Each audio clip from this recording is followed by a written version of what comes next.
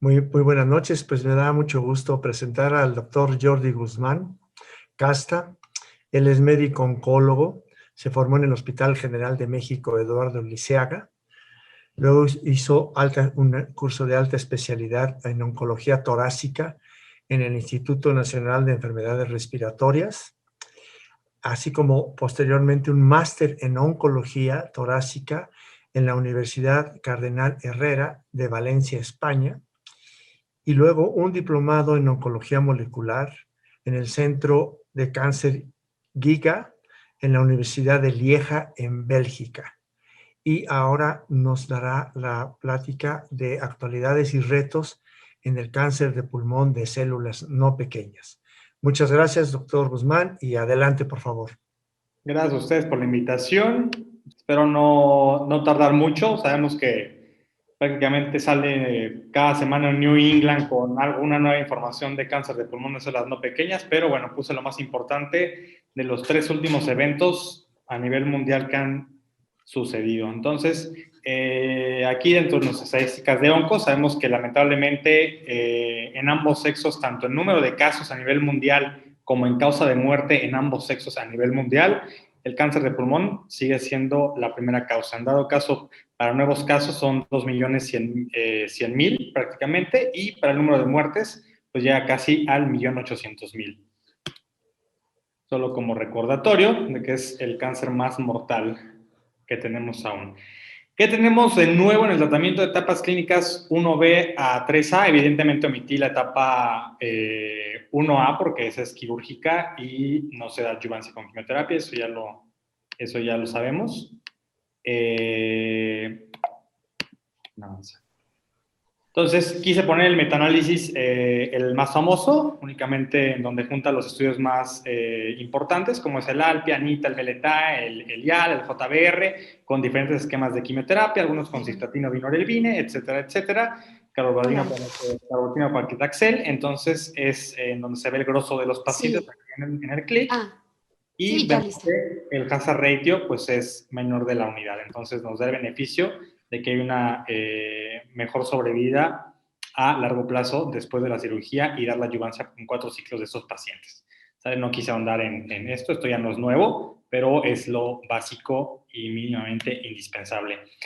Inmunoterapia neoadyuvante es algo nuevo que desde el 2018 un pequeño estudio fase 2 del New England empezó como un estudio picapiedra. Sabemos que tenemos 2 armas que si no son mutaciones realmente, son blancos celulares donde podemos influir, tanto el PD1 y el PDL1 son ligando y el CTLA4, como vemos aquí en la pantalla, son inhibidores. Entonces, por eso mismo, nosotros usamos inhibidores tanto de PD1, PDL1 o de ligando PD1 o de CTLA4 para inhibir la acción de dichas ligandos y de dicha conexión en las células de presentadoras de antígenas a las células T y de las células T posteriormente al contacto con las células cancerígenas, ¿sale? Como se ve aquí arriba. Entonces, mientras el CTLA4, el PDL1 y el PD1 estén activos, la célula T va a estar dormida y va a estar quiescente, por lo tanto no habrá actividad tumoral. Entonces nuestro reto en la inmunoterapia, tanto en enfermedad temprana como se está intentando ahorita y les voy a demostrar, como en enfermedad metastásica que está, como siempre en la oncología quedamos de etapas 4 para abajo, pues se ve como hay un efecto positivo cuando podemos inhibir tanto PD1, PDL1 o CTLA4. Entonces, y si mientras siempre tengamos activados B7 con CD28 y el complejo con TCR, la célula T siempre va a estar activa. Luego tenemos este estudio que se llama NADIM, en donde utilizaron nivolumab, que es un anti-PD1, con quimioterapia neoadyuvante en cáncer de pulmón, células no pequeñas, resecable. Eso en etapa 3A. Vamos a ver ahorita cómo está el estudio. Vamos a poner una pequeña introducción. Sabemos que básicamente el 80-85% de los cánceres de pulmón, células no pequeñas, son células no pequeñas, y que el 60% se diagnostica en etapas localmente avanzadas o metastásicas, y únicamente el 20% se diagnostica en etapas clínicas 3A, que en teoría o inicialmente son operables de inicio, a excepto que, como dice acá abajo, sean un N2 y que pues tengan por la carga nodular, pues que sean de multiestación. Entonces eso complica la cirugía para el cirujano de tórax o el oncólogo quirúrgico, ¿sale? Entonces, pues, ¿qué es lo que sabemos? Que a pesar de que sean resecables de inicio, ¿qué es lo que tenemos? Que realmente si son resecables de inicio, son de alta carga tumoral, 3A, viven, obviamente la mediana de seguridad de progresión es únicamente de 13 meses, es bastante pobre, y la mediana de seguridad global a 3 años a medición, pues es prácticamente un poquito menos de un tercio de esos pacientes que fueron operados aún continúan con vida. Entonces, en las etapas clínicas 3A con N2 multiestación, evidentemente hay más carga tumoral y sabemos que siempre entre más carga tumoral, el beneficio de la quimioterapia es mayor. Entonces, ¿qué hace en sí la quimioterapia con esto? La quimioterapia con la actividad antitumoral, pues crea nuevos neoantígenos y esto, aunado con la quimioterapia, con la inmunoterapia, pues crea una interacción mucho mayor florida, con una mayor reacción inmunológica por los nuevos neoantígenos y posteriormente pues son llevados a cirugía. ¿Sale? Como antecedentes tenemos, como les había comentado, este pequeño estudio, fase 2 del 2018 del doctor Foden, únicamente utilizó nivo en adyuvante monodroga sin quimioterapia en 45 pacientes. Eso es un estudio pequeño con pocos pacientes, pero bueno, él antes de llevarlos a cirugía, en etapas operables, les dio 2 ciclos de quimioterapia de nivolumab. Entonces, ¿qué es lo que se encontró allá? Que se encontró que un 45% de esos pacientes, a pesar de que son pocos, hubo una respuesta patológica mayor. ¿Eso qué quiere decir? Que hubo una reducción mayor del 80% y un 10% tuvieron una respuesta patológica completa, que es un porcentaje pequeño, pero pues realmente hubo una respuesta espectacular en donde el 100% desapareció.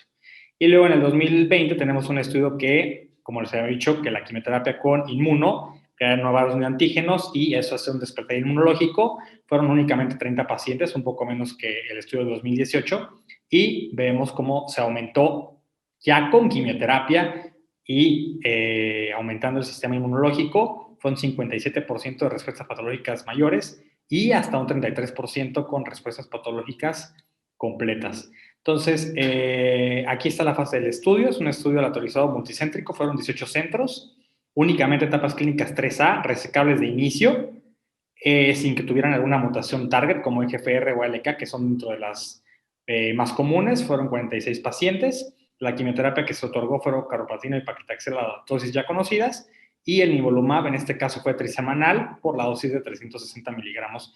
Y posteriormente se llevó a cirugía oncológica, que la lobectomía, pues como sabemos, es la cirugía mínima oncológica que se debe llevar. Posteriormente a esto, se llevó adyuvancia por un año. ¿Sale? Se llevó 4 meses de nivolumab a dosis de 240 miligramos cada 2 semanas y los 8 meses siguientes duplicaron la dosis, pero ya fue mensual, fue a 480 miligramos cada 4 semanas.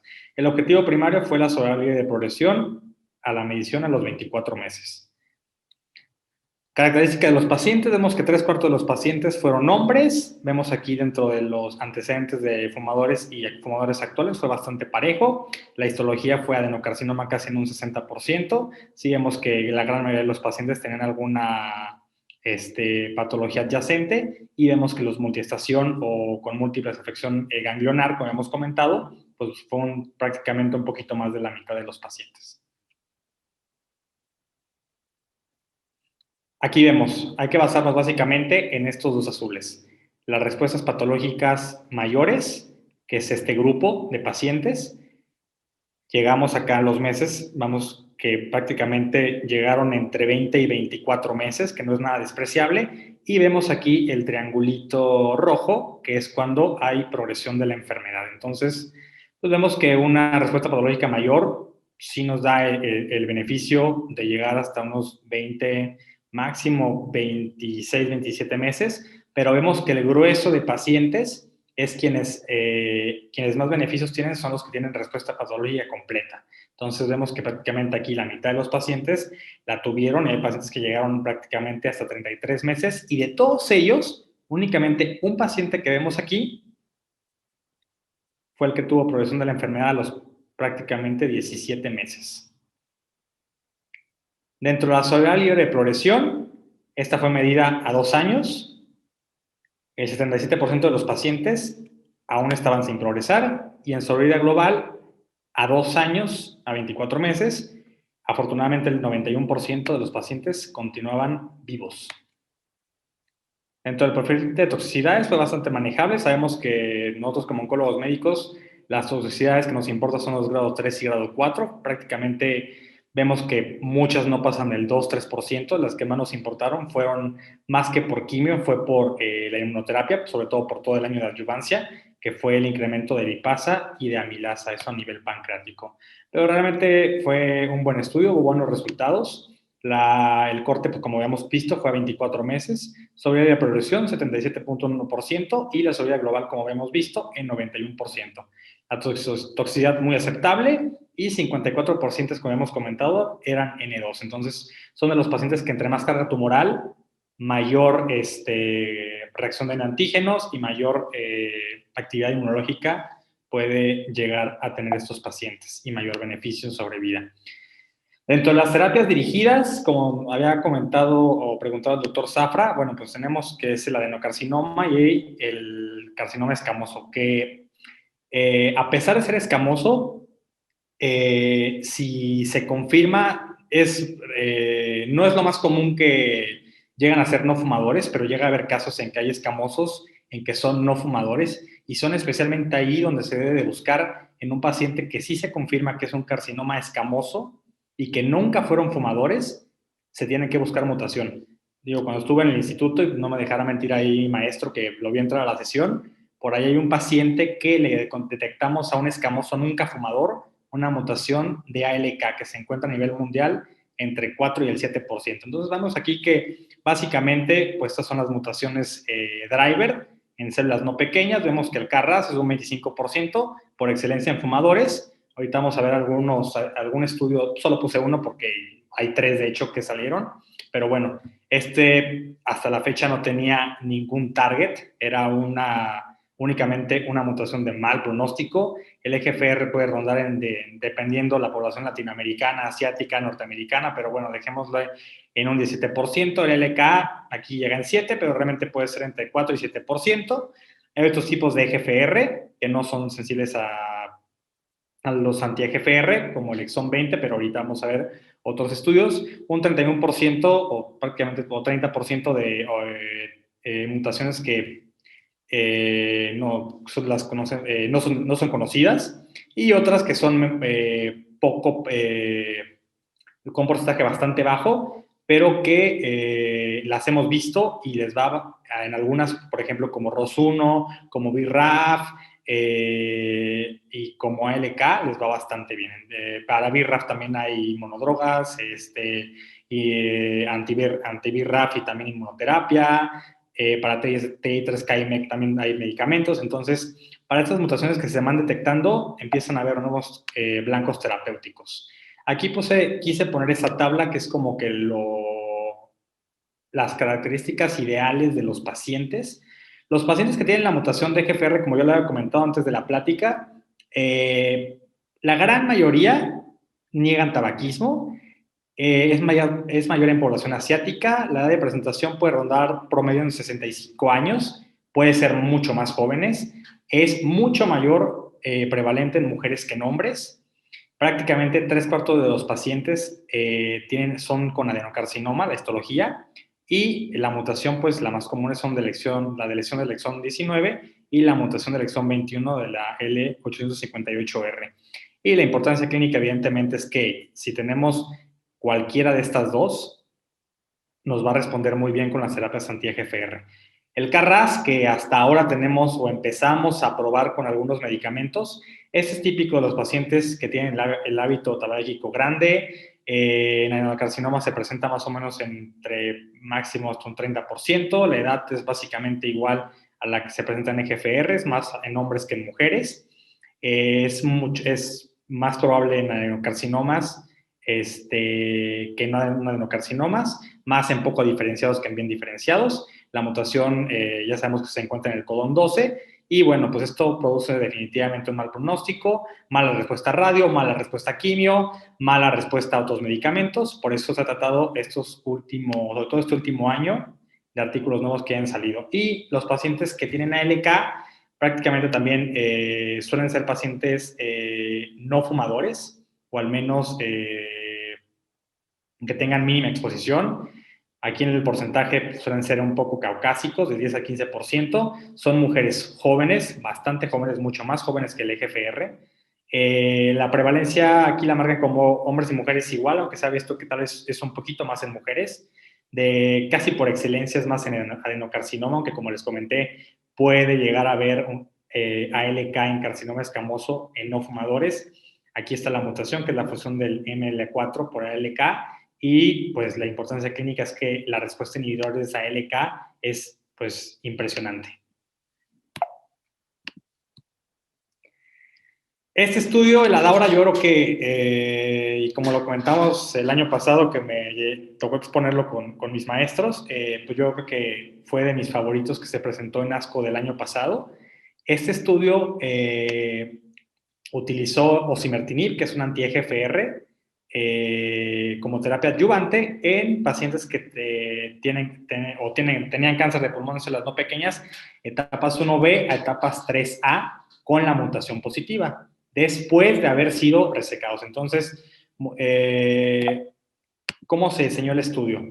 Básicamente, pacientes etapa 1B a 3A podían haber recibido o no recibido terapia adyuvante, los 4 ciclos, ya sea con cisplatino, vinorelbine o carboplatino pemetrexed.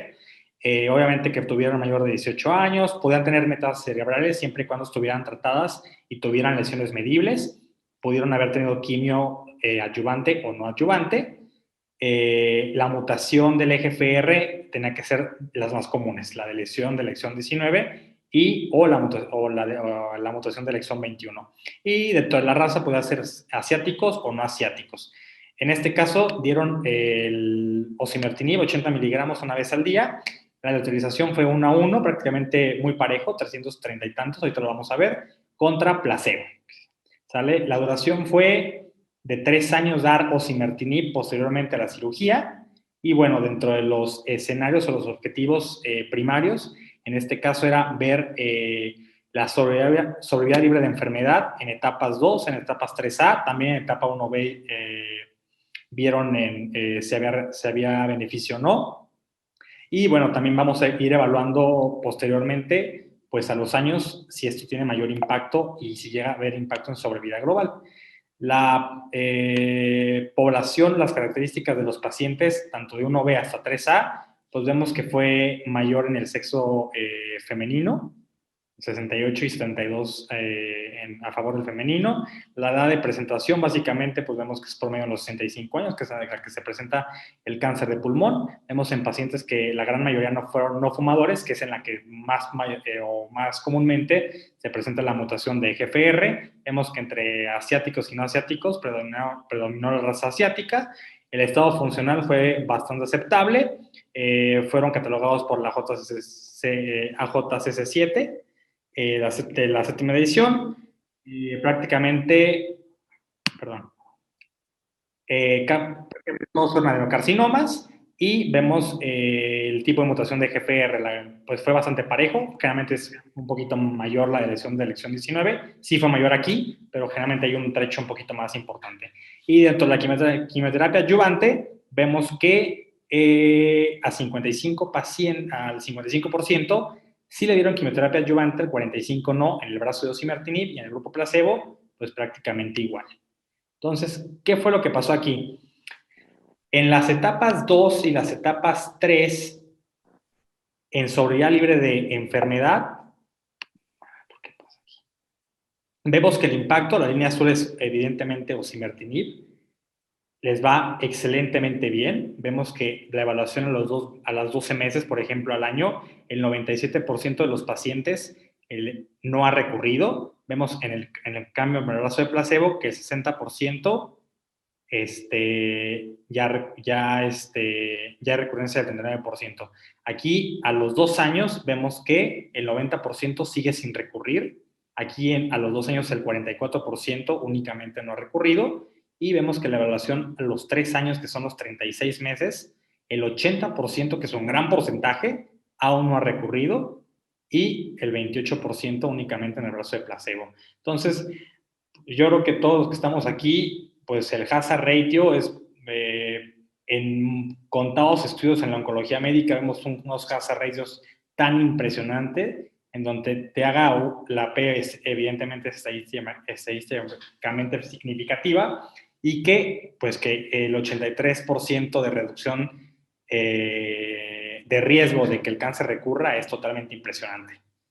Igualmente, aquí eso fue en etapas 2 y 3A, que tienen mayor carga, pero también podemos ver la 1B a la 3A, en el cual vemos que se separan prácticamente a los 2 meses en cuanto damos el osimertinib por los 3 años, y el beneficio es evidentemente claro, con un hazard ratio de 0.21, es grandísimo, el beneficio es prácticamente del 79%, la P es estadísticamente significativa, y vemos la diferencia abismal, por ejemplo, los 3 años, del 79, prácticamente el 80% de los pacientes aún no han recurrido de la enfermedad, y el 41% en el grupo de placebo, pues no han recurrido.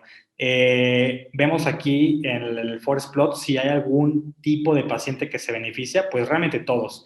Tanto el sexo, la edad, fumador, no fumador, si fue asiático, si no es asiático, las etapas. La única, pero y aún así el hazard ratio es bastante bueno, que es de 0.50. Pudiéramos tal vez, si hay oncólogos que pudieran tal vez omitir las etapas 1B para darle adyuvancia de osimertinib, pero igual así, yo creo que yo también le daría el beneficio, si pudiera evidentemente costearlo y todo, porque el beneficio es del 50% en reducción de que el paciente le regrese el cáncer de pulmón. Y vemos que entre más carga tumoral, como esto ya sabido, pues es mayor beneficio. Aquí vemos los hazard ratio que ya hemos visto, 0.17 y 0.12. Y también en las de lesiones, vemos que tuvo mayor beneficio la de lesión 19. Igualmente, aunque tengan la mutación 21, el hazard ratio es bastante bueno. Y si tuvieron adyuvancia o no con quimioterapia, vemos que sí hay un beneficio, es pequeño, es prácticamente como del 5%, pero aún así, si es un paciente con el cáncer más letal que tenemos a nivel mundial, yo le ofrecería la quimioterapia, tal vez carboplatin pemetrexed, dado que fuera adenocarcinoma y que hay estudios de no inferioridad con el cisplatina vinorelbine, que es más tóxico, y sí le ofrecería los 3 años de osimertinib. Vemos aquí por etapa, pues prácticamente lo que ya hemos visto, los hazard ratio por la etapa 2 de 0.17, la etapa 1B, que es la que en teoría menos se beneficia, pero el beneficio es grandísimo, es de 0.50 el hazard ratio, y la etapa 3A, que es la que más carga tumoral tiene, tanto por el tamaño tumoral, porque también tiene afección ganglionar, pues es de 0.12. Y vemos aquí por etapas, entre más carga tumoral, vemos que el osimertinib se mantiene siempre más arriba.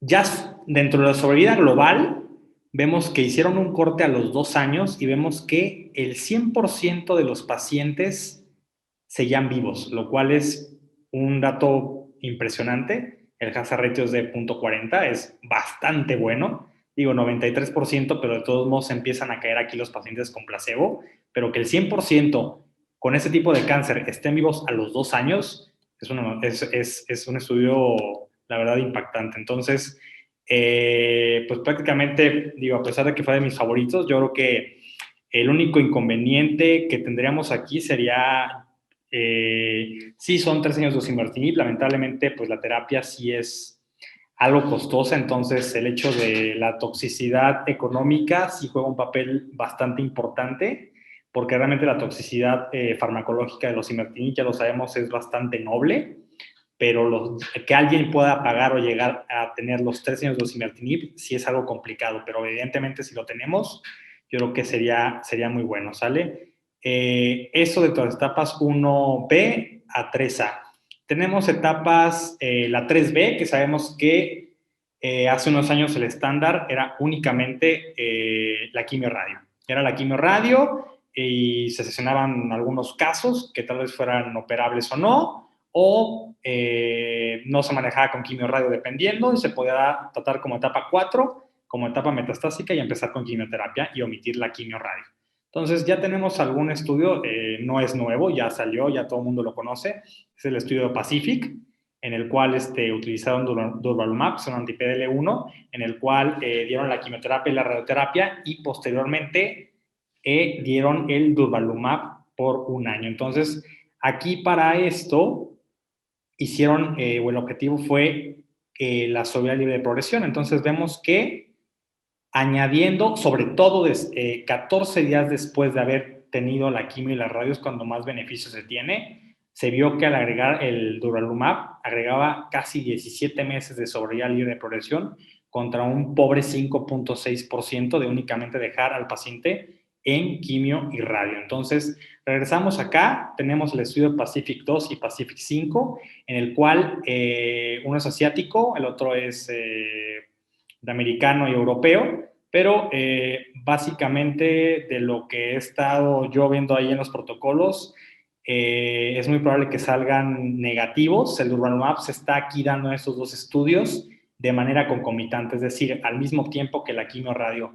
¿Por qué? Porque pareciera que en tumores calientes, que son dar quimio-radio, crear nuevos neoantígenos, y sabemos que con la inmunoterapia el sistema inmune se despierta. Entonces, si fue quimio-radio y posteriormente le dimos inmunoterapia, pues tendría todo el sentido del mundo que darle quimio-radio y al mismo tiempo el durvalumab tuviera resultados positivos, pero al parecer hasta ahora van a ser negativos. Ya dentro de la etapa 4, anti-EGFR, ¿qué es lo que tenemos?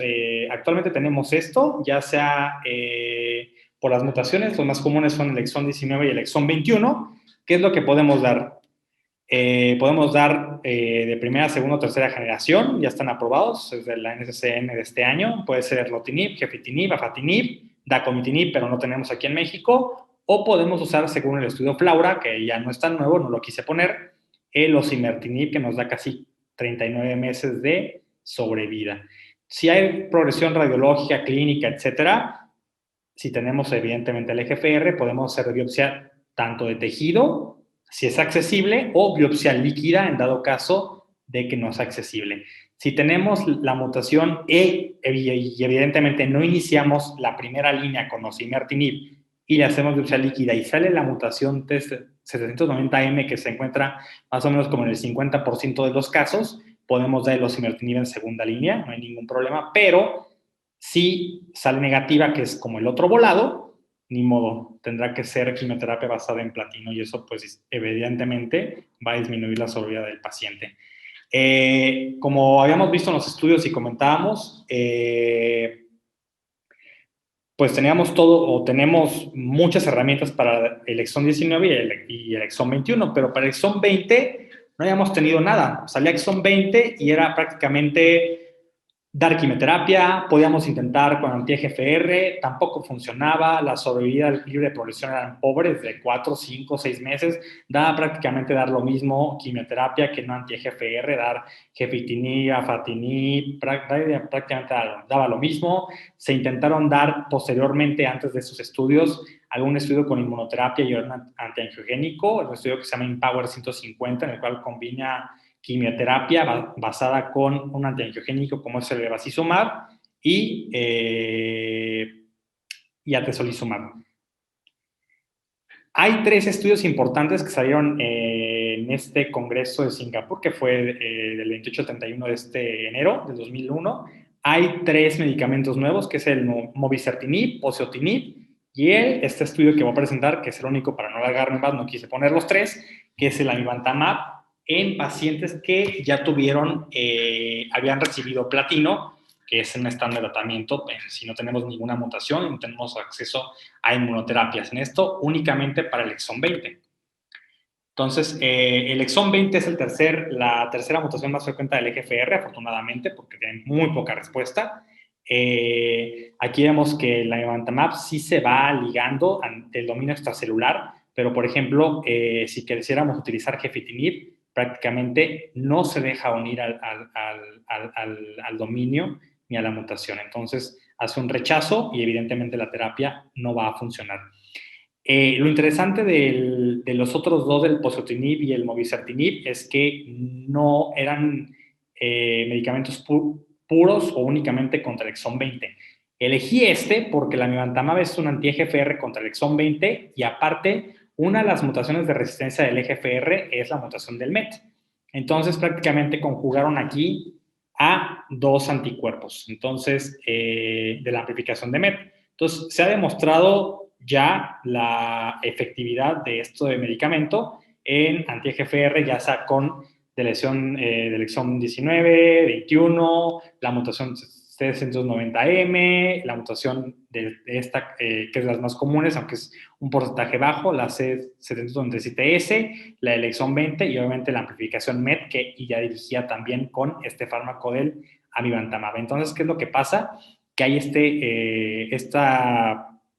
esto denominado llamado trogocitosis, en el cual hay una degradación de la parte del ligando y del receptor, en el cual pues evidentemente no hay un buen blindaje y no se puede llegar a hacer la acción terapéutica ideal. Entonces, aquí nos basamos prácticamente es el estudio Chrysalis, es en los pacientes con exón 20 que ya fueron tratados con platino y que ya habían recibido igual o más de 3 líneas de tratamiento previos. Fueron 81 pacientes.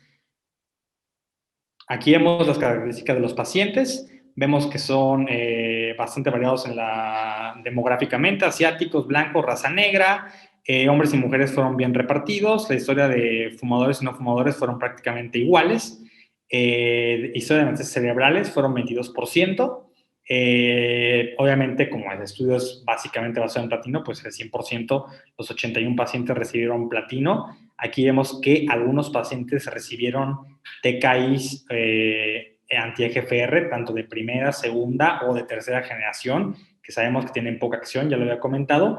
Y aquí un paciente del otro estudio que habíamos comentado, que se llama posotinib, que es exclusivamente un anti-exón 20. Dentro de la eficacia, vemos que sí hay un beneficio clínico de básicamente el 75% en el control de la enfermedad. ¿Está repartido en qué? En la enfermedad estable, que fueron 39 pacientes, traduce casi en el 50%, que al fin y al cabo la enfermedad no está progresando, digo que es un exón de mal pronóstico, y sí hubo respuestas parciales, fue un 36%, fueron 29 pacientes, y también hubo espectacularmente respuestas completas, digo, fueron pocas, fueron únicamente 3 pacientes, que corresponde al 4%. Entonces, el fármaco, para ser innovador, no tener nada previamente, después de haber pasado 3 días de tratamiento, creo que es una muy buen intento, es una buena opción. La duración de la respuesta al tratamiento fue de 11.1 meses. Las tasas de respuesta fueron del 40%, que no es tan despreciable porque lo máximo que se llegaba junto con el Empower o con quimioterapia o con otros anti-EGFR, eran tasas de respuesta del 20%. Entonces, básicamente, duplicaron las tasas de respuesta. Y aquí en el Forest Plot vemos si algún tipo de paciente se beneficiaba, si había recibido 1, 2, 3 líneas, pero básicamente historia de metástasis cerebrales, no fumadores, pero vemos que no, prácticamente todos tocan la unidad, entonces ninguno en especial realmente se beneficia, sino que todos van englobados. ¿Qué es lo que pasa aquí? Hay ciertas inserciones en las regiones del exón 20, entonces vemos aquí que los que predominan son los de color azul claro y azul fuerte. Entonces, aquí en el near loop, que es como el bucle cercano o vemos que es donde más hay y es donde más hay respuestas. Toda esta cascada está basada en respuestas y vemos el tipo y el porcentaje de respuestas parciales, básicamente todas. Vimos que respuestas completas había únicamente 3 pacientes, pero la gran mayoría fue entre enfermedad estable y respuestas parciales. Pero los que tienen el near loop, que es el bucle cercano, son los que más se benefician. Posteriormente, los que no se detecta DNA circulante tumoral y algunos que tienen el bucle lejano. Aquí también sí hubo progresión de la enfermedad, fue del bucle cercano. pero básicamente pues le fue bastante bien a la mayoría de los pacientes con este intento de amivantamab. Aquí vemos las respuestas, vemos que en esta gráfica todo lo que va para abajo en cascada, en líneas, pues son las respuestas parciales. Entonces, todo va con tendencia a enfermedad estable y a respuesta parcial prácticamente. Vemos que el color azul son las respuestas parciales, las respuestas completas son las verdes, si hay varias, como hemos visto 4, enfermedad estable, que es lo que se mantiene aquí, que no llega a más del 20%, y progresión de la enfermedad fueron muy pocos pacientes, que aquí los vemos, ¿sale? Entonces, vemos que el 63% de los pacientes tuvieron respuestas mayor de 6 meses o igual a, y que la mediana libre de progresión fue de 8.3 meses y la mediana de sobrevida global fue de 22.8 meses, que la verdad no es nada despreciable. Entonces, vemos que evidentemente necesitamos que el estudio sea más robusto, que haya más pacientes, que se hagan fase 2, que se hagan fase 3, que están corriendo por aquí abajo, de hecho vienen acá mencionados. Las tasas de respuesta se duplicaron, fue un 40%, ya hemos visto que la duración fue de 11 meses y pues que básicamente la mediana libre de progresión fue de 8.3 meses y la sobrevida llegó hasta 22 y cacho meses. Otra cosa que tenemos o teníamos pendiente es sobre el CARRAS. El CARRAS lo únicamente que nos mencionaba era que si lo detectábamos, era una mutación de mal pronóstica, típica de un paciente fumador, que le iba a ir mal y no teníamos absolutamente nada. No sabía la terapia anti-EGFR, generalmente no se asocia a un anti-EGFR el CARRAS por ser fumador, etcétera, etcétera. Pero empezaron a hacer estudios, en este caso del New England, para pacientes con la mutación KRAS del subtipo de el sitio G12C, que es el más común, ¿sale? Que es aproximadamente como un 20%, si no mal recuerdo. Esto en tumores sólidos, no exclusivamente de cáncer de pulmón, porque sabemos que KRAS hay 2 tumores específicamente que lo tienen más común, que es el cáncer de colon y el cáncer de pulmón, ¿sale? Entonces, es un estudio fase 1, sí, es un estudio pequeño donde se ve seguridad, sobre todo del fármaco. Son las neoplasias que ya se había comentado, de pulmón y de colon, fueron 59 de pulmón y 42 pacientes con cáncer de colon, con la mutación del subtipo más común del KRAS, que es el G12C. Entonces, el fármaco que se utilizó fue sotorasib vía oral, fue cada 24 horas. Se probaron dosis para el perfil de seguridad y también de eficacia. Fueron 4 brazos, por decirlo así. Fue de 180, se duplicó a 360, posteriormente a 720 y ahorita vamos a ver la más efectiva, que fue la de 960 miligramos. El objetivo primero del estudio, pues evidentemente como es un fase 1, es el perfil de seguridad del medicamento. ¿Qué es lo que vimos aquí? Nos vamos a enfocar evidentemente al cáncer de células no pequeñas. Aquí vemos lo del sexo, si fueron fumadores, si no fueron fumadores. Aquí vemos los cortes. Perdón, que estoy cambiando aquí, que me tapa. Los cortes, el corte 1 de 180 miligramos, el corte de 360, el corte de 720 y el corte final de 960 miligramos. Entonces vemos si fueron fumadores o no fumadores. Fueron los números bastante parejos en este caso. Si habían tenido un anti-PD1, si habían tenido quimioterapia basada en platino. El ECOG generalmente lo eligieron de 0 a 2, el 2 fue bastante bajito, entonces realmente eran pacientes con buen estado funcional. En la eficacia y respuesta al tratamiento, vemos que en respuestas parciales para cáncer de pulmón fue un 32%, básicamente un tercio de los pacientes, y en enfermedad estable, pues más de la mitad de los pacientes, lo cual en beneficio clínico, pues es básicamente que casi alcanza el 90% de beneficio clínico. El objetivo de la respuesta, aquí vemos un 32%, y el control de la enfermedad de un casi 90%. Y aquí vemos el tiempo a la respuesta, progresión de la enfermedad y duración del tratamiento. Aquí vemos las marcas, tanto la flecha, la bolita morada, el cuadro verde y la flecha que es que continúa, que el tratamiento sigue en mantenimiento, y vemos que pues la gran mayoría de los pacientes que son del color azul son los que están recibiendo la mayor dosis. Entonces, son los que mayormente vemos que continúan con el tratamiento. Acá abajo están los meses. Podemos ver que este llega a 16 y aún continúa. Vemos que el promedio puede ser entre 8, 9 más o menos. Acá algunos sí tienen progresión de la enfermedad, ¿sale? Acá arriba vemos que en dosis más bajas, pues los pacientes no llegan a tener respuestas parciales tan importantes, progresan rápido. Entonces, al menos aquí en lo que se concluyó es que la dosis de 960 miligramos es la más efectiva y aparte tiene un perfil de toxicidad bastante bueno. En cambio, la carga tumoral vemos que también el hecho de tener los 960 miligramos, que es el número que tiene más pacientes, es donde se ve el mayor cambio, que de hecho al corte del 30%, pues vemos que aquí sí hay varios que son enfermedad estable, como dijimos, el 55%, que es todo este grosso, pero llegamos a un 32% con estos pequeños pacientes que demostramos aquí.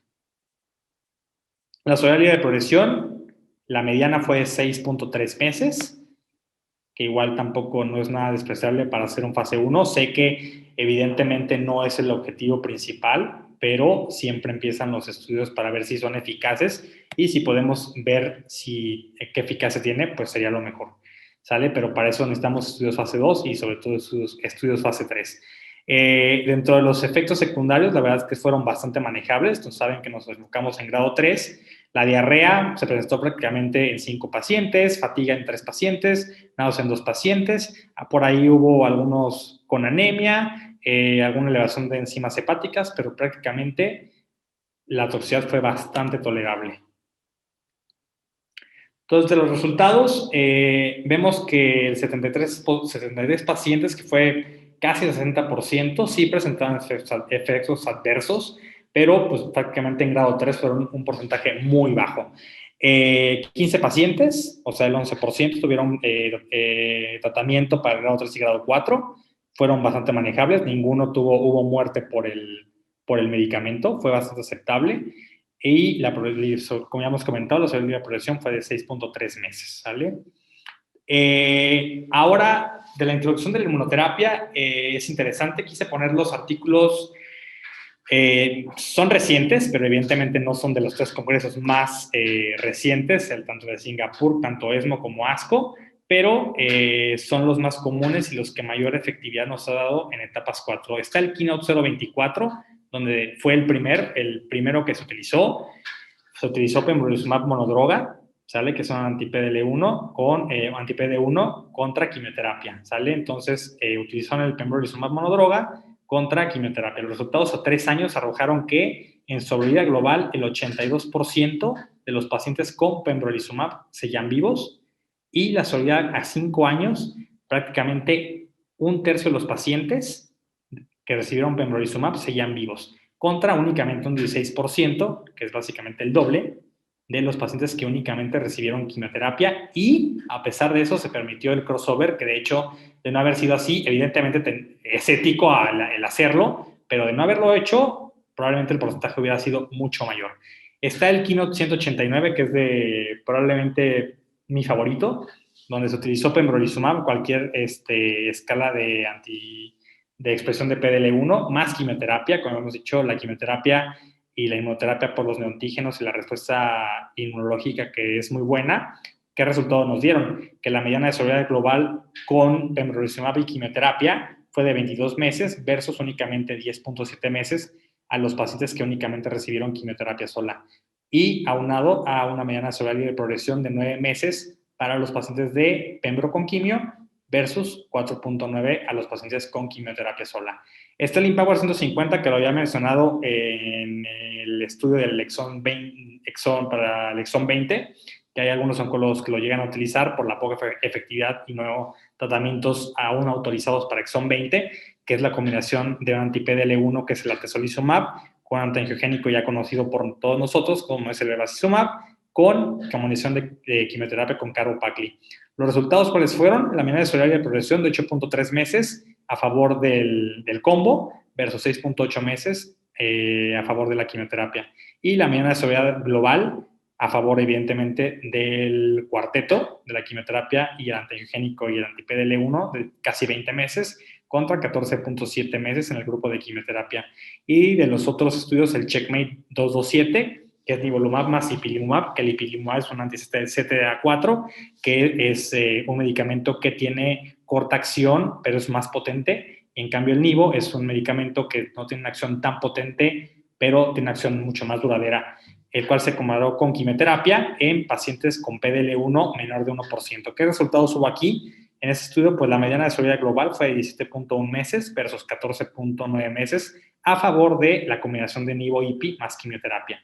Y en pacientes con PDL1 expresión mayor de 1%, la mediana de sobrevida global fue de 17.2 meses versus 12.2 meses a los pacientes que únicamente recibieron quimioterapia. Está en los estudios de inmunoterapia más recientes, este estudio que es de primera línea, que es el nivolumab más IPI, combinado con, en el pasado, en el 227, era únicamente nivo más IPI versus quimio. En este, utilizaron nivo más IPI combinado con 2 ciclos de quimioterapia. Este fue un estudio fase 3, características del estudio, etapas 4 o recurrencia, pacientes con muy buena calidad de vida, prácticamente asintomáticos. El nivo más IPI con quimioterapia fueron reclutados 361 pacientes y pacientes con quimioterapia únicamente fueron prácticamente los mismos, 358. Vemos acá en el brazo de nivo IPI, fue a dosis trisemanal y a dosis de cada 6 semanas. El nivo fue la dosis de trisemanal, sabemos 360. El ipilimumab fue únicamente 1 miligramo por kilo, fue cada 6 semanas. Y el doblete de quimioterapia a base de platino, que eso es por excelencia, fueron 2 ciclos administrados. Y el grupo de la quimio fue a consideración del oncólogo utilizar carboplatino, que es la base, y ya sea paclitaxel o pemetrexed. En este caso dieron 4 ciclos. El objetivo primero del estudio fue la sobrevida global y el objetivo secundario fue el perfil de seguridad y la sobrevida libre de progresión. En las características de este estudio, pues vemos aquí, básicamente que en el grupo de nivo-IPI, la edad es básicamente igual en ambos grupos, en el sexo es mayor básicamente en los dos grupos en hombres, 70% en los dos, mayoritariamente en los dos grupos fue pacientes europeos, el estado funcional básicamente con muy pocos síntomas, en un ECOG de 1, en nunca fumadores fue un porcentaje bastante bajito. Sabemos que para mayor expresión de PDL1 o para usar PDL1 son generalmente pacientes fumadores, entonces pues, prácticamente todos habían fumado o eran fumadores. Aquí vemos 87% en el brazo de nivo-IPI y 86% en el grupo de quimioterapia. Aquí vemos que no escamoso, que prácticamente son todos adenocarcinomas, es la mayoría, fue el 70%. Aquí vemos si tenía algún sitio de metastásico. El más común fue a nivel de huesos, ¿vale? También tenía metástasis a nivel hepático, 19 contra 24, y también metástasis a nivel del sistema nervioso central, 18 contra 16. Fue entonces bastante balanceado los grupos. También hicieron un estatus de la expresión de PDL1, porque sabemos que al menos con, en este caso no es nivo-IPI, pero con nivolumab generalmente no importa el estatus de la expresión de PDL1. Puede ser positivo o negativo y aún así tener beneficio. En cambio, no el pembrolizumab, que sabemos que el pembrolizumab, sobre todo si es monodroga, se beneficia de una mayor expresión de PDL1. En este caso, vemos que el porcentaje mayor fue de mayor de 1%, es el que básicamente se utilizó en los dos grupos, 60% mayor de 1% en el grupo de nivo-IPI con quimio y 61% en el grupo únicamente de quimioterapia. Vemos aquí que hicieron un análisis interno de sobrevida global sobre nivo-IPI con quimio, en el cual dieron 14.1 meses de sobrevida global y con el doblete de quimioterapia sola, que fueron 4 ciclos, fueron de 10.7 meses. Aquí vemos que fue un hazard ratio de 0.69 con una P estadísticamente significativa y en el seguimiento a largo plazo en sobrevida global vemos que el de nivo-IPI también tuvo un beneficio considerable de 15.6 meses contra el doblete de quimio de 4 ciclos de casi 11 meses. ¿Sale? Entonces, obviamente hubo un análisis externo. En el experimental, la mediana de sobrevida libre de progresión fue de 6.7 meses. En el grupo control de quimioterapia hubo 5 meses. ¿Sale?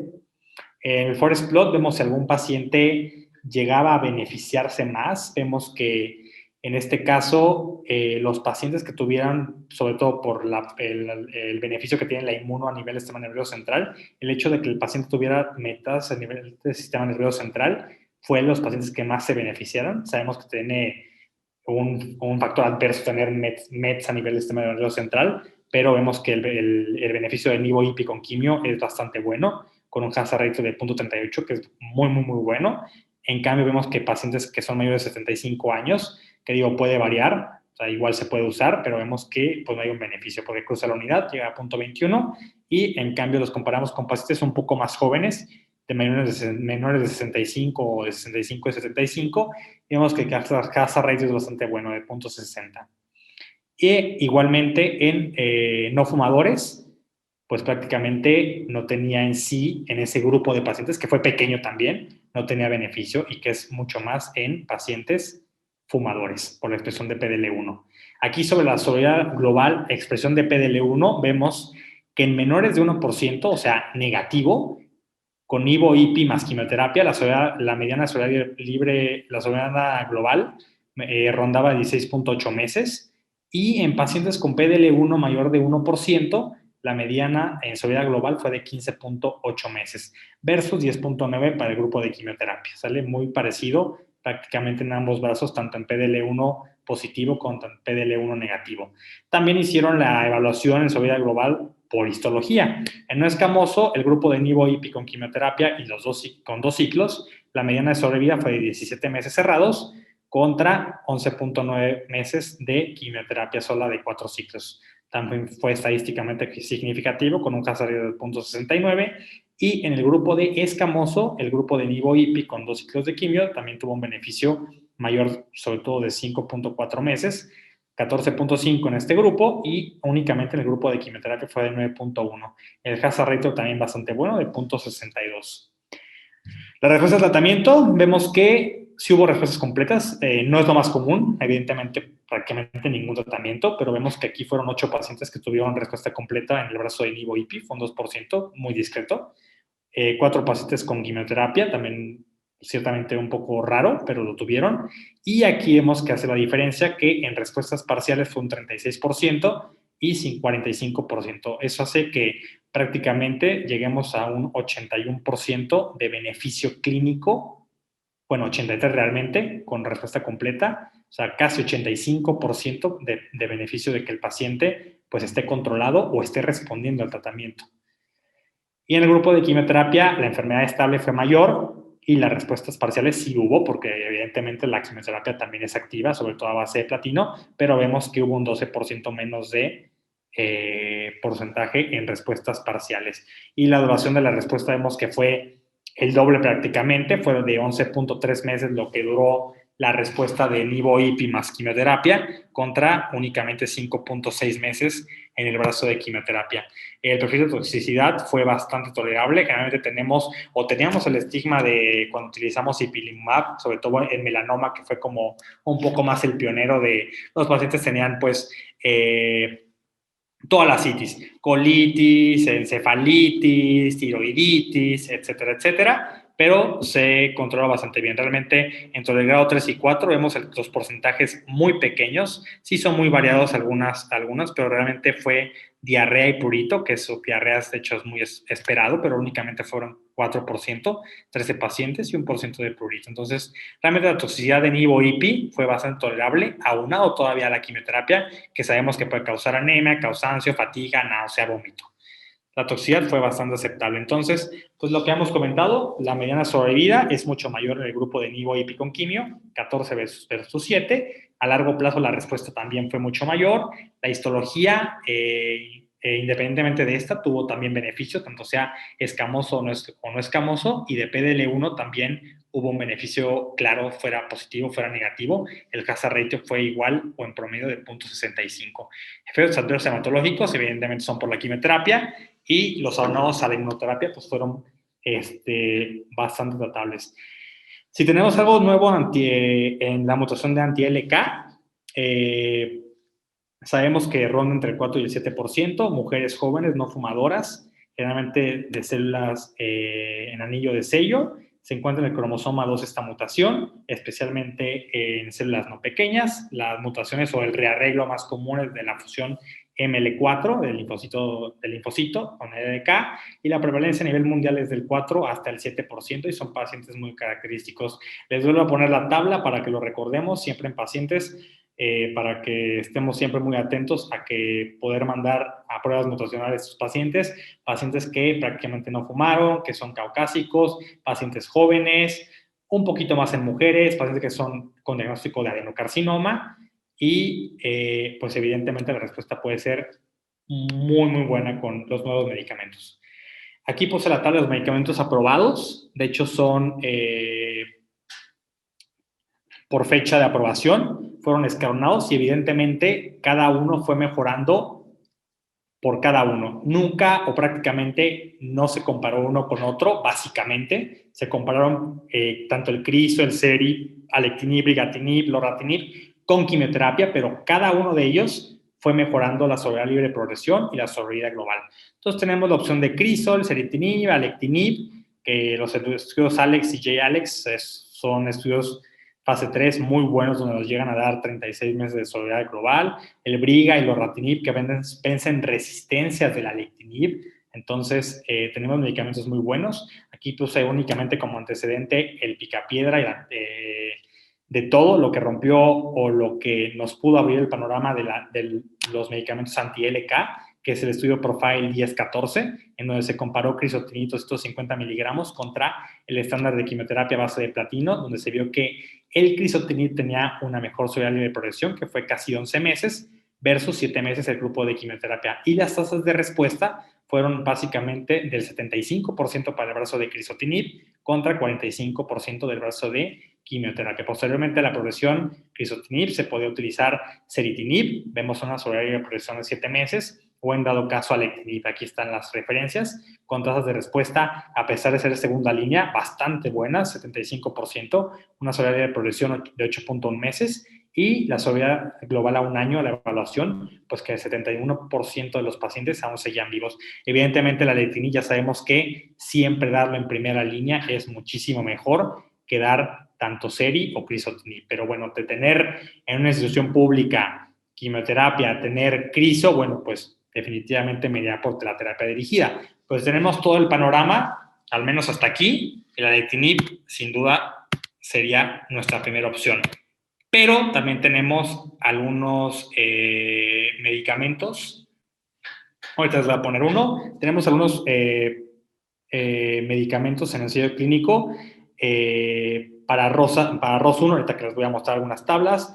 NTKR, anti-LK, tenemos algunos medicamentos que ya están, que ya cerró el reclutamiento, como el ensartinib, para otro tipo de mutaciones, otro tipo de mutaciones con resistencias, en donde están viendo que muchos medicamentos anti-LK también funcionan para ROS1. Por ejemplo, el entrectinib para ese tipo de mutaciones es un medicamento que es bastante confiable. Ahorita vamos a ver los resultados que tenemos. Pero les quería mostrar esto que salió en ESMO del año pasado, en el 2020. El lorlatinib, que es un anti-LK. Este se comparó con el primer anti-LK, que fue el crisotinib, que nos dio 10 meses de sobrevida. ¿Qué pasó aquí? Es un estudio CROWN, para mí también es de mis estudios favoritos y es un estudio bastante potente. Es un estudio fase 3. ¿Qué es lo que pasó aquí? Se comparó lorlatinib con crisotinib, la sobrevida de progresión a 12 meses, hicieron el corte, el 78% de los pacientes con lorlatinib no había progresado, el 38% únicamente había progresado, estaban 38% que no habían progresado con crisotinib. La mediana de sobrevida de progresión aún hasta la fecha no se ha alcanzado con lorlatinib, lo cual es un dato bastante bueno, porque tenemos un caso de ratio de 0.21. Entonces, si con el estudio ALEX, que es el de la alectinib, en primera línea llegamos a 36 meses, probablemente el lorlatinib, y yo lo hemos comentado con mis maestros en el INER, seguramente el lorlatinib puede ser que llegue a superar al estudio ALEX y que sea mayor de 36 meses, contra únicamente 9.1 meses del crisotinib. Entonces, la medida de duración evidentemente tampoco se ha alcanzado porque no hemos llegado al corte. Seguramente van a traspasar los 36 meses alcanzados por el alectinib y aquí vemos que con el criso fueron 11 meses. En cambio, acá las respuestas en sistema nervioso central, que este tiene penetrancia, el Orla, y el Criso no tiene penetrancia en el sistema nervioso central, respuestas completas fue 71%, digo, fueron pocos pacientes, fueron 12, pero las respuestas fueron bastante buenas contra únicamente un paciente que utilizó crizotinib. Respuestas parciales, 12% con Lorla, 15% con crizotinib. Enfermedad estable, 6% contra 39% contra crizotinib. Y el rango de duración de respuesta aquí es impresionante. Vemos que puede ser desde 3.9 meses hasta 31 meses en lo que vamos. Y únicamente en criso de 5.4 a los pobres 11.1 meses, que se parece mucho al estudio Profile 10-14. Entonces, aquí el dilema es, el lorlatinib vence resistencias que puede tener el alectinib en algún momento. Entonces, si esto llegara a resultar con más meses que el alectinib, nos va a llevar a un dilema de qué utilizar primero. Si el lorlatinib, por llegar a más meses, o el alectinib, por ser ya un estándar, y quedarnos con el as bajo la manga del lorlatinib para vencer la resistencia que tuviera después del alectinib. Entonces, ahí, hasta que se madure este estudio y llegue el resultado final del CROWN, pues sabremos qué es lo que tal vez se podría llegar a hacer.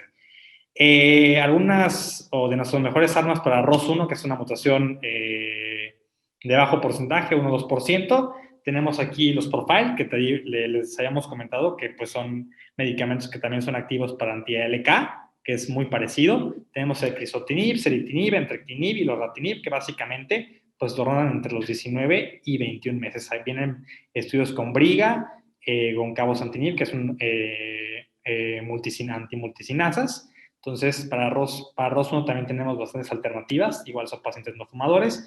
Tenemos aquí el lorlatinib, que en este estudio fase 1-2, fueron de estos pacientes seleccionados, únicamente 69 con ROS1, fueron 40 pacientes tratados previamente con crizotinib. Las tasas de respuesta no fueron nada despreciables porque fue ya una segunda línea, fueron 35%, y la respuesta intracranial fue bastante buena, fue de un 50%, lo cual en segunda línea tampoco es nada despreciable.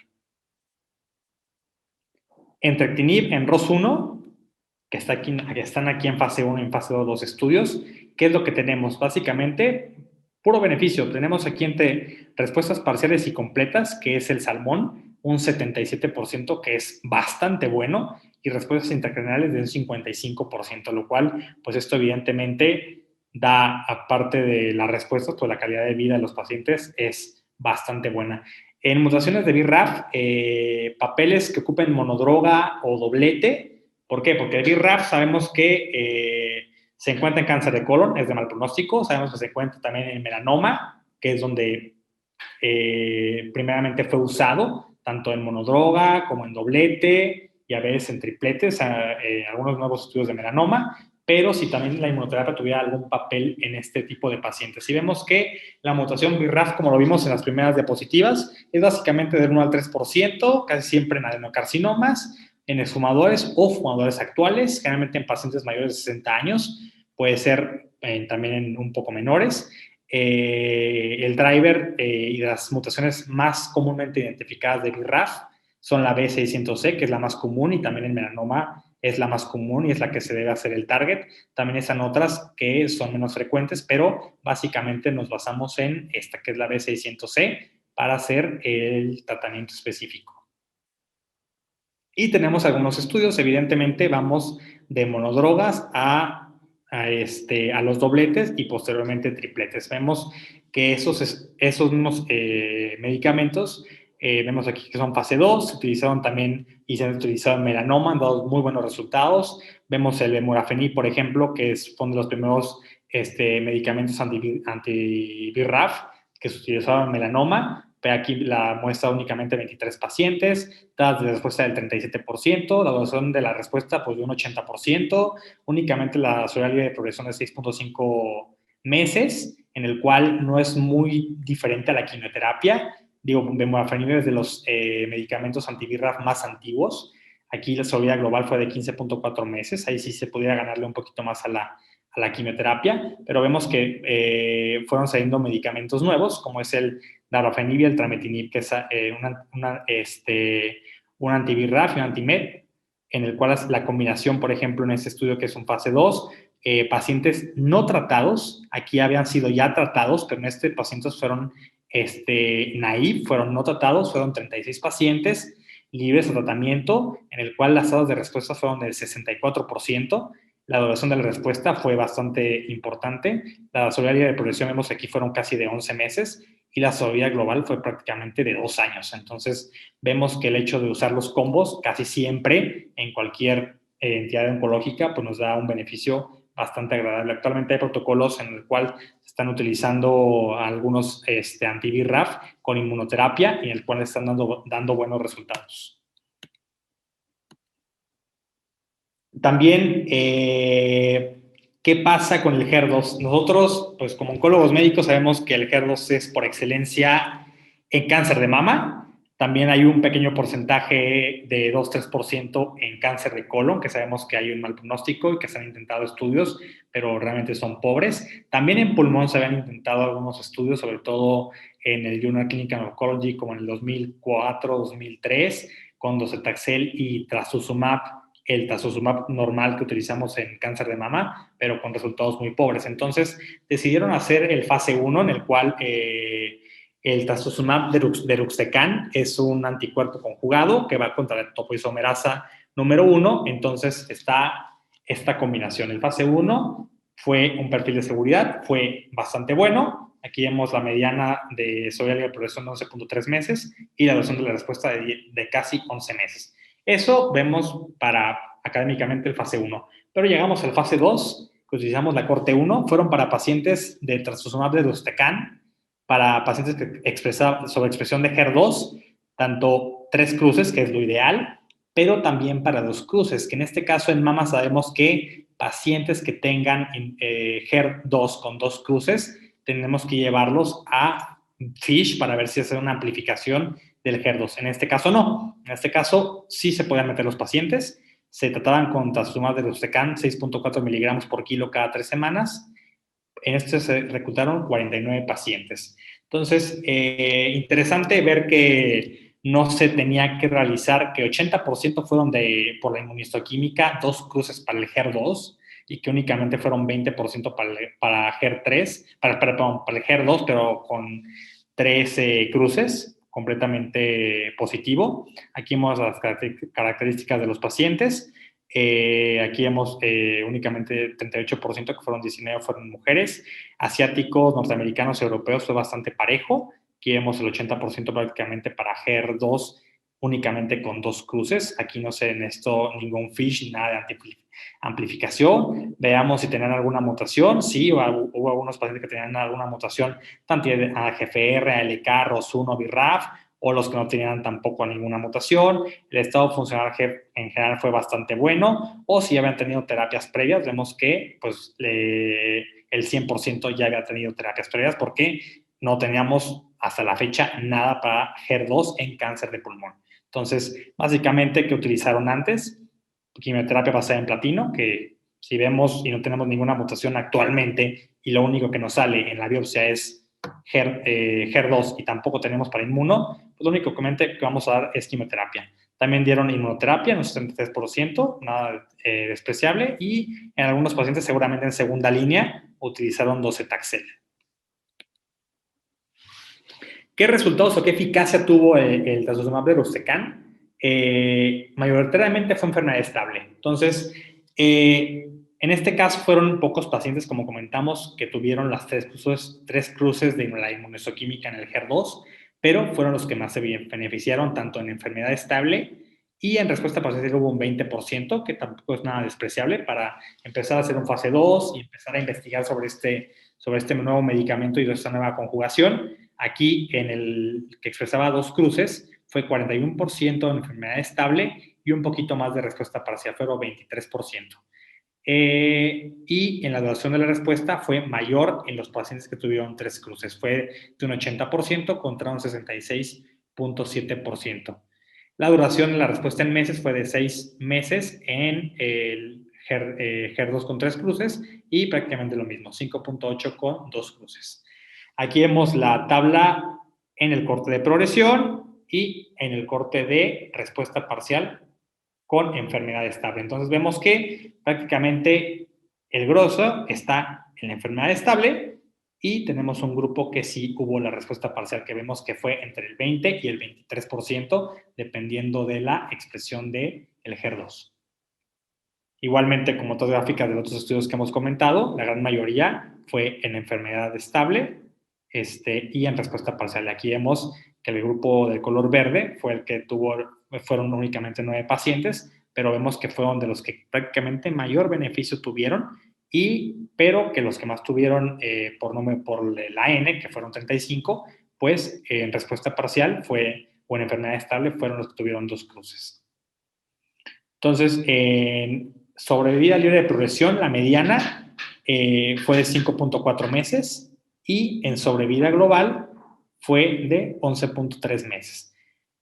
Esto definitivamente pues, nos lleva a un panorama mucho mejor. La verdad es que son tasas de respuesta no tan grandes como evidentemente otras mutaciones y todo, pero la verdad es que no tenemos nada para HER2 en la actualidad. Fue casi un 25% de tasas de respuesta, lo cual no es nada despreciable, y casi 12 meses de duración o de sobrevida global. Y duración de la respuesta casi un 70%. El perfil de seguridad fue bastante tranquilo. La verdad es que hubo buena perfil de toxicidad. Entonces, como conclusiones finales, pues no voy a leer todo esto. Definitivamente sabemos que dentro de las etapas 1B a 3A, antes no considerábamos o teníamos estudios negativos como el estudio Radiant, que se utilizó un anti-EGFR y fue negativo, pero en este caso, si tenemos un paciente que se puede operar y tiene una mutación de EGFR positiva y tiene la posibilidad de tener osimertinib adyuvante, en mi opinión yo le daría evidentemente los 3 años, también con quimioterapia adyuvante, en este caso tal vez no la típica cisplatina o vinorelbine, pero sí es adenocarcinoma carboplatina pemetrexed, y dar los 3 años de osimertinib. Evidentemente, si hay alguna mutación en cáncer de pulmón de células no pequeñas, siempre tiene que ir la mutación. En dado caso de que el paciente no tenga ninguna mutación, tanto en biopsia de tejido o en biopsia líquida, entonces si tenemos opción de tener quimioterapia, a mi gusto siempre tenemos que utilizar la quimioterapia junto con la inmunoterapia, por lo mismo de la sociedad de la creación de nuevos neoantígenos y el despertar del sistema inmune. Nos da bastante gusto que en estos últimos 3 congresos nos han mostrado de que tenemos y empezamos como un caballito de batalla a cosas desconocidas y cosas que tenemos muy mal pronóstico, como el KRAS, el EGFR del exón 20, el HER2, donde prácticamente sabíamos que eran de mal pronóstico, no había nada dirigido, teníamos muy pocas cosas para dar de tratamiento, la sobrevida eran muy pobres, y que ahora tenemos, pues, de las terapias ya conocidas o de las mutaciones ya conocidas, pues que cada vez vamos evolucionando muchísimo más. Y bueno, esta fue una de las excelentes presentaciones de las sesiones del Cancer Center TEC100, y pues quedamos muy agradecidos, muy complacidos de el nivel de profesionalismo y de preparación del grupo de Cancer Center. Así que, pues por mi parte, yo les daría las buenas noches y pues seguimos trabajando juntos. Sí, bueno, nada más agradecer y dar la bienvenida al doctor Jordi Guzmán. Con esta plática también queremos que el resto del equipo lo conozca, ya sea ahorita en vivo o después en la versión grabada. Y creo que por ahí hay un reconocimiento también para ti. Vale, muchas gracias, doctor. Agradezco. Exactamente, aquí está presente y se lo enviamos de inmediato a su correo. Perfecto. Vale, muchísimas gracias. Muchas gracias a usted. Que tenga muy buenas noches. Gracias. Hasta luego. Hasta luego.